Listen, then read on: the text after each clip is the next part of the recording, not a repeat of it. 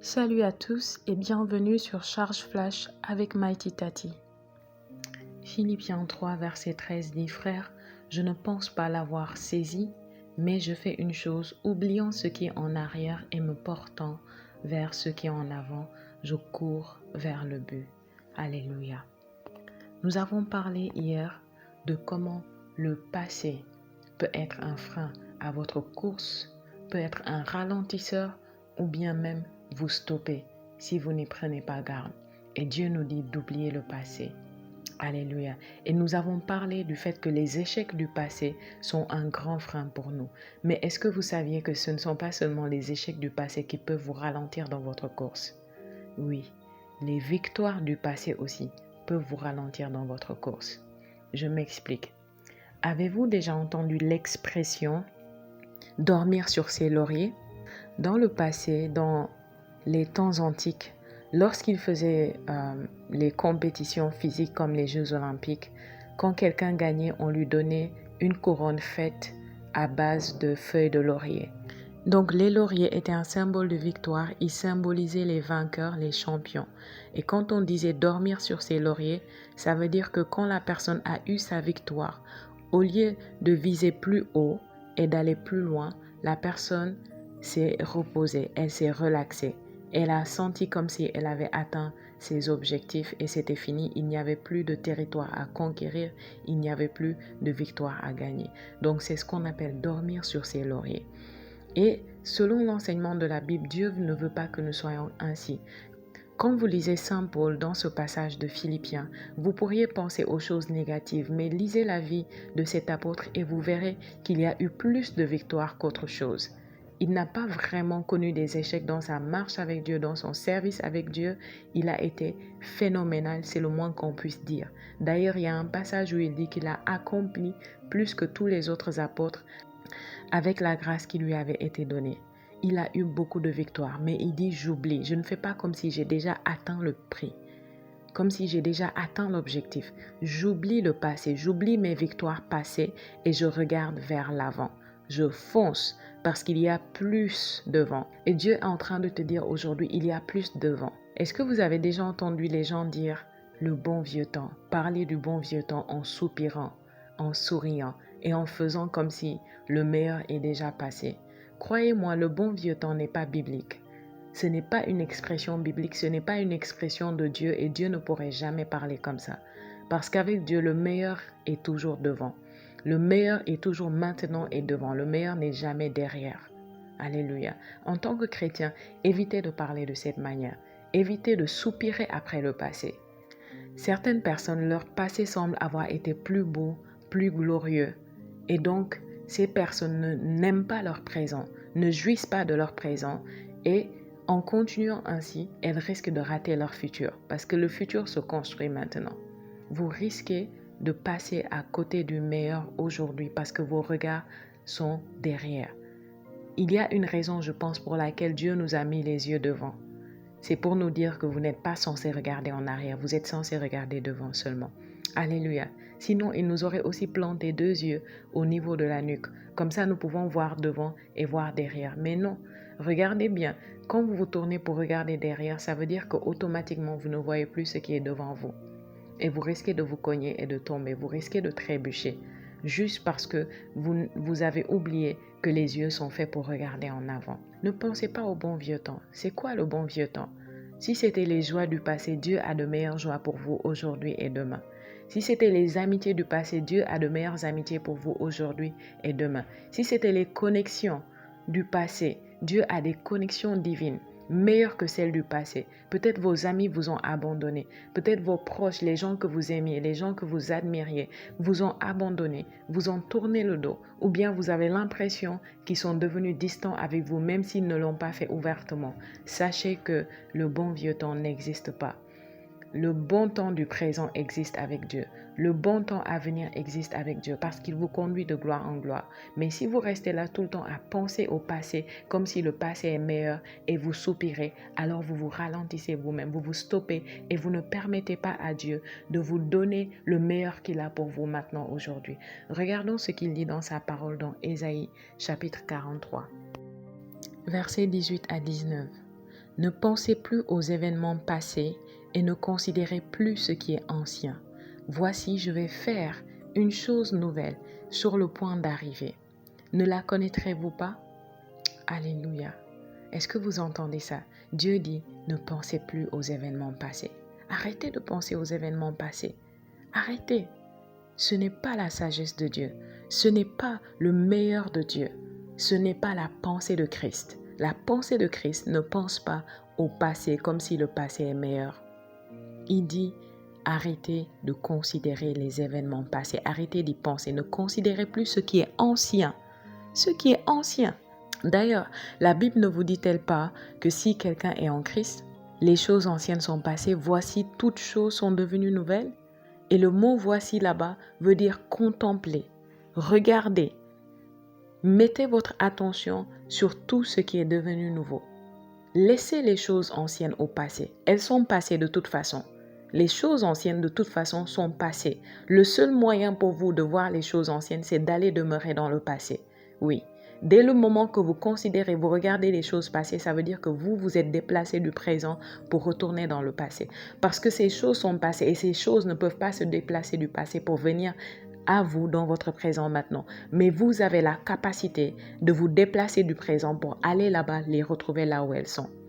Est-ce que vous voulez avancer? Est-ce que vous voulez progresser?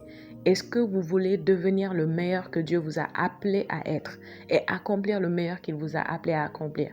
Est-ce que vous voulez achever cette course de fond dans votre relation avec Dieu, dans ce monde, la mission que Dieu vous a donnée, la raison pour laquelle il vous a posé dans ce monde, dans cette génération? Est-ce que vous voulez aller jusqu'au bout? Est-ce que vous voulez finir meilleur que vous n'avez commencé, plus fort, plus forte que vous n'avez commencé? Si c'est ce que vous voulez, alors faites ce que Dieu vous dit. Dieu dit, ne pensez plus aux événements passés et ne considérez plus ce qui est ancien. Alléluia. C'est bien de retenir les choses que Dieu a faites dans le passé, dans le sens de témoigner, dans le sens d'être inspiré de ce que Dieu a fait et de savoir que Dieu va faire encore mieux. Dans l'Ancien Testament, nous voyons que chaque fois qu'il y a eu des événements majeurs, l'intervention de Dieu dans la vie du peuple d'Israël, qu'il a fait des miracles pour eux, comme lorsqu'il a fendu la mer en deux, alors que Égypte les poursuivait, comme lorsqu'il a asséché le Jourdain pour que Josué puisse traverser avec le peuple d'Israël. Il leur a dit, faites un monument. Il leur a dit, écrivez cela dans des parchemins, afin que les générations qui viennent se souviennent de ça, afin que vos enfants et les enfants de vos enfants se souviennent de ça. Vous voyez, le but de ça, c'était quoi? Chaque fois que Dieu nous parle du passé, c'est pourquoi? C'est pour nous montrer qu'il peut faire mieux aujourd'hui, qu'il peut faire mieux demain. Ce n'est jamais pour nous dire que regardez, c'est fini, vous n'aurez jamais mieux que ce qui est dans le passé. Ce n'est jamais ainsi. Donc, il y a une bonne manière de regarder à vos victoires passées, il y a une mauvaise manière de le faire. Ici, nous sommes en train de parler d'arrêter de le faire de la mauvaise manière. Vous pouvez vous souvenir toujours. Aujourd'hui, quand j'ai besoin d'un miracle, quand j'ai besoin de l'intervention particulière de Dieu pour une situation particulière, je me remémore, je me rappelle à moi-même les grandes choses qu'il a faites lorsque j'étais dans des situations semblables, les merveilles qu'il a faites pour moi. Et je commence à lui rendre grâce, je commence à le remercier et je commence à m'attendre à voir encore ce miracle, à voir mieux, à voir plus aujourd'hui. Regardez en arrière est parfois considéré par Dieu comme une faute grave. Et ça peut faire que Dieu lâche prise à propos de vous. Parce qu'il y aura un temps où il va vous parler encore et dire, mon enfant, ma fille, mon fils, détourne le regard, regarde devant toi, je suis devant, je ne suis pas derrière, je suis là avec toi maintenant, je suis là, il a dit.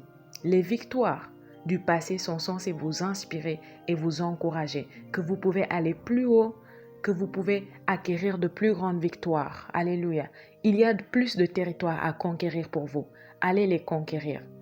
Il y a plus de coupes à prendre. Il y a plus de couronnes. Il y a plus de médailles à prendre. Allez-y les prendre. Si vous avez déjà battu des records dans votre vie, ne vous arrêtez pas à ces records. Tant que vous respirez, ça veut dire que vous pouvez encore pulvériser vos records. C'est pourquoi j'aime suivre l'athlétisme et j'aime les choses qui concernent l'athlétisme parce que dans le monde du sport, vous voyez qu'ils ont toujours ce côté où un même individu devient champion du monde, bat le record de son prédécesseur, revient battre son propre record, bat son propre record encore l'année prochaine et parfois vous voyez des personnes qui ont battu le record peut-être 5 fois, 7 fois Pourquoi? Parce qu'il y a toujours plus, il y a toujours mieux. Oubliez le passé, Dieu a mieux pour vous. N'est-il pas Dieu?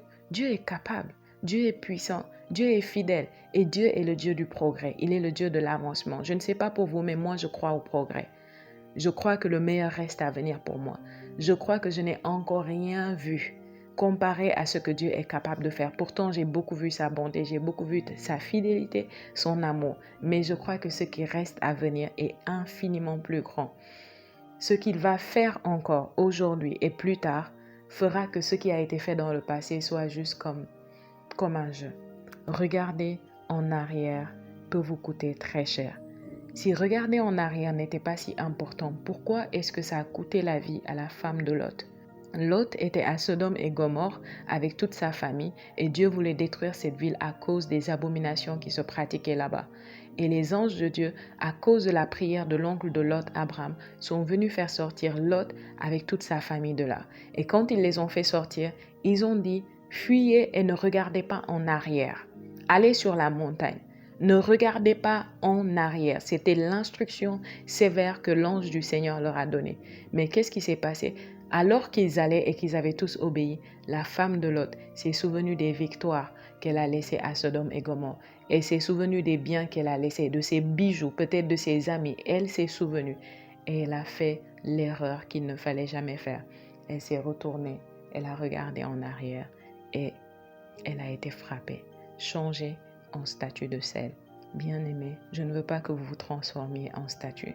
Vous pourriez ne pas vous transformer en statue physiquement, mais spirituellement, c'est possible. Une statue, c'est quoi? C'est quelque chose qui n'avance pas, qui ne recule pas, qui est juste statique. Les gens viennent, ils partent, tout passe, les temps, les saisons, mais elle est statique. Je vous débloque au nom de Jésus. Si vous étiez statique jusqu'à présent, je vous débloque au nom de Jésus.